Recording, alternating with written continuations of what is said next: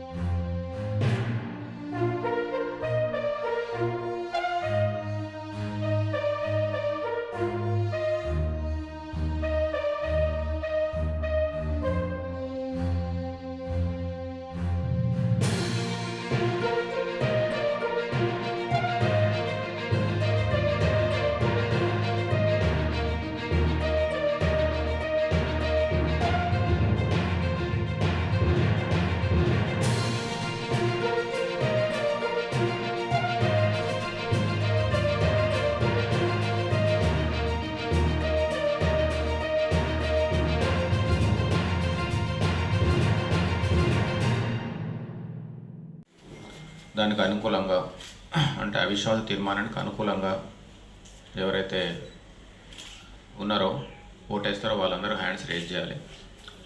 తర్వాత ఇప్పుడు అవిశ్వాస తీర్మానానికి గౌరవ శ్రీమతి పిల్లోడి జయమ్మ చైర్పర్సన్ పురపాలక సంఘం సదాశివపేట గారిపై అవిశ్వాస తీర్మానం ప్రవేశపెట్టారు. దీనికి అనుకూలంగా ఎవరెవరు ఓటేస్తారో ప్లీజ్ రేజ్ యువర్ హ్యాండ్స్.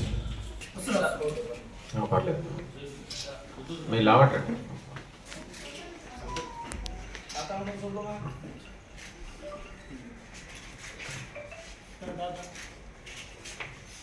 మీరు